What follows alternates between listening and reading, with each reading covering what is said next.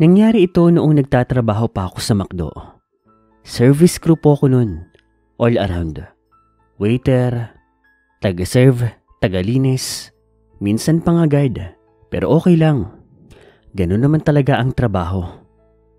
Heto pa po ang panahon na hindi pa po masyadong uso ang CCTV sa ating bansa. Iilan pa lang pong establishmento ang meron yan. Sayang nga lang, kasi kung meron nga lang sanang CCTV, di sana nakunan itong isa sa mga experience ko. Anyway, heto na nga. Graveyard shift po ako noon. Ito kasing branch namin, isa po sa malalakas. Manila branch po kasi ito, kaya 24 hours, palagi may traffic. Palagi may naglalakad, kaya may mga pagkakataon na hindi kami nawawalan ng customer, mapa hanggang gabi pa man. Pero syempre, hindi pa rin maiiwasan na minsan, walang-wala talagang customer. Nung time po nito, umuulan po. Parang may bagyo nga ata noon o low pressure area. Iilan lang kami naka-duty noon. Wala nga kami halos ginagawa. Ako, nagmamap lang po ako noon. Yung iba naman mga kasama ko, nasa may kitchen. Yung iba nagkukwentuhan lang. Yung iba walang ginagawa. Kung tama po ang pagkakaalala ko, alas 2 o alas 3 po ng madaling araw nito. Nang maya-maya, bigla pong may pumasok na isang matanda doon sa loob. Mukha po itong pulubi. Ako naman, wala naman akong pakialam kung pulubi siya o bibili talaga. Basta ituturing ko siyang customer. Welcome po. Yung matanda, dire-diretso lang po papunta doon sa may CR namin. Hindi nga siya lumingon doon sa may cashier. That time, wala pong tao sa cashier. Parang nagpunta ata ng kitchen.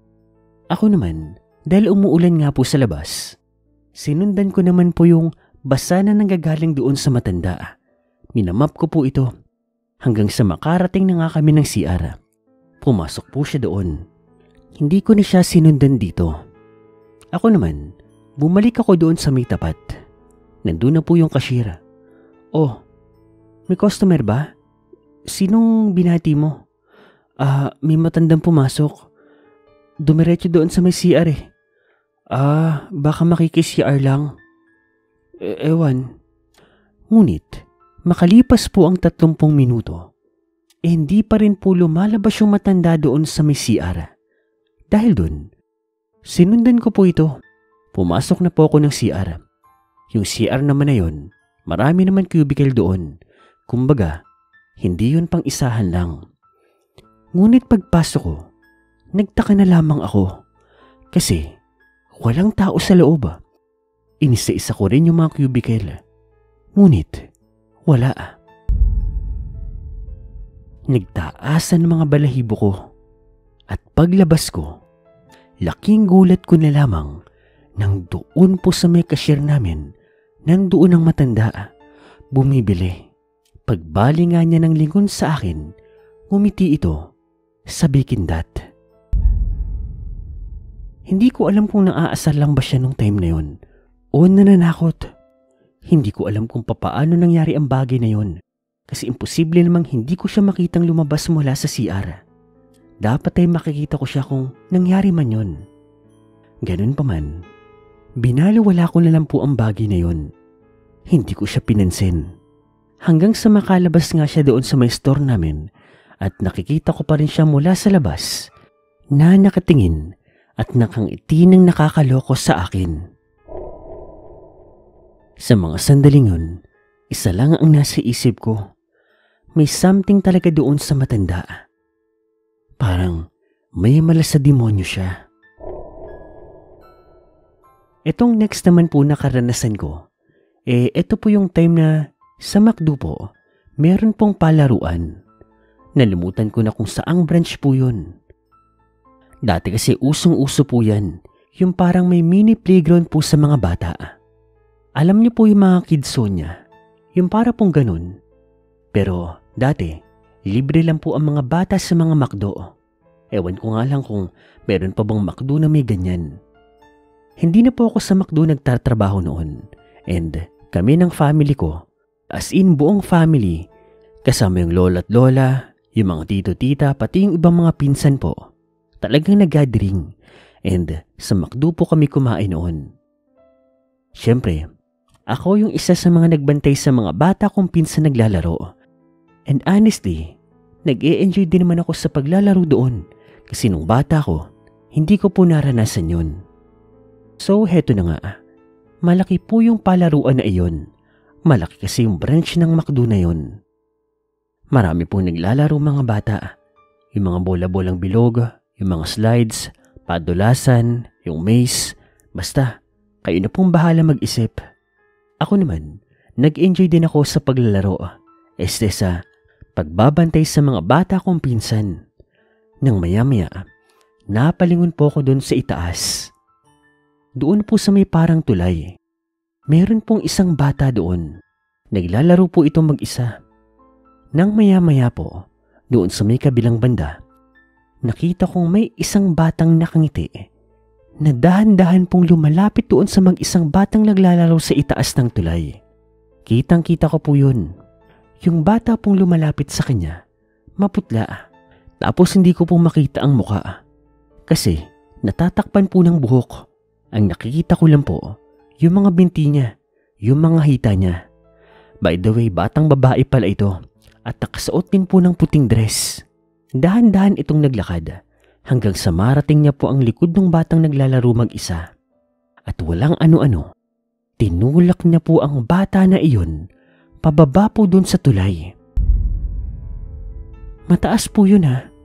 Siguro mga 8 feet, 10 feet. At kahit sabihin mong babagsak po siya doon sa mga bilog-bilog na bola, delikado pa rin po yun. Nagulat nga ako sa nakita ko at marami rin pong nakakita sa pagbagsak ng bata.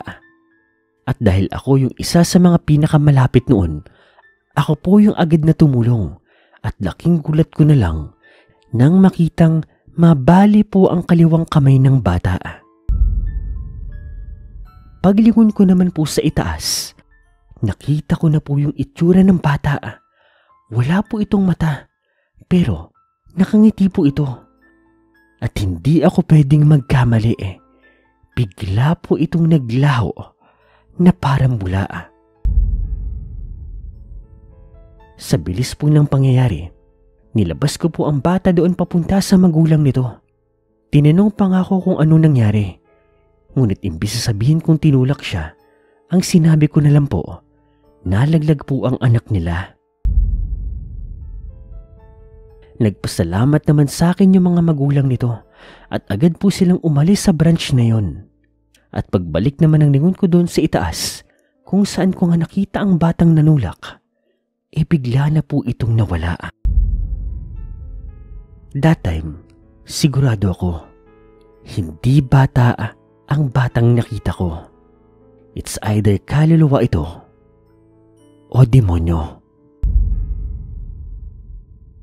This will be my last experience na nangyari 10 years ago, 2014, 2013, mga ganyan. Nagbakasyon kami nun sa isang liblib na probinsya ng Samar. Kasama ko ang mga pinsan ko nito. Bored na bored kami that night at nagkayayaan kaming kumain. Ang gusto nila, kumain ng lugaw, pansit, goto o kung anuman. Kaso, hindi naman yun Maynila. Walang available na ganoon. Hanggang sa yung isa kong pinsan, nag-aya na magpunta raw kami sa kabilang bayan. Meron daw kasing McDo noon. At dahil meron naman kaming sasakyan, ora-orada, nagpunta po kami doon. Ngunit sa hindi po naming malamang dahilan, niligo po kami. Ang nakapagtataka nga, kabisado po namin ng lugar na iyon.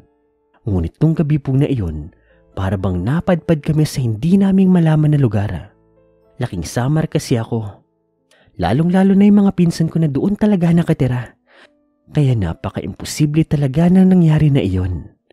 Maya-maya pa, imbis na makarating nga kami sa kabila pong bayan, nagtaka na lang kami nang makarating kami sa isang liblib na baryo.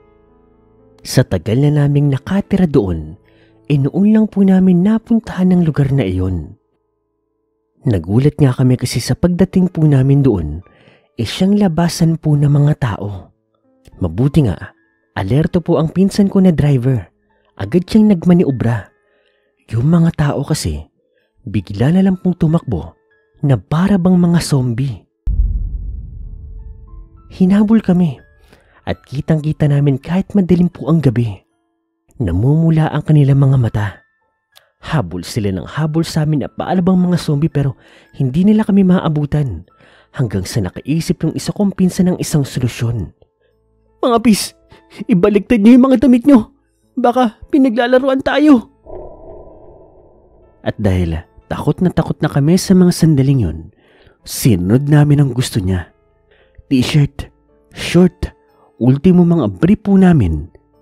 Binaliktad din namin kasi takot talaga kami noon. Nakakatawa pero totoo pong ginawa namin yan. Wala nang arte-arte. Ang hindi lang po nakapagpalit noon syempre yung driver. Hindi kami nahabol ng mga taong yun. Pero maya-maya pa, sa wakas, naging pamilyar na rin po kami doon sa daan po na tinatahak namin. Nakapunta po kami doon sa kabilang bayan. Ang kinamalas-malasan po namin, putya, may McDo nga. Yun nga lang, hindi naman 24 hours. Pero kahit po na ganoon, nanatili lang kami doon. Doon na po kami nagpaumaga. Baka kasi makabalik pa kami doon sa napuntahan namin. Nasabi ng isang pinsan ko, baryo daw ng mga aswang. Nakakatawa, di ba? Ang gusto namin, midnight snack lang sa McDo. Ang ending pala, kami pa ata ang magiging snack ng mga aswang.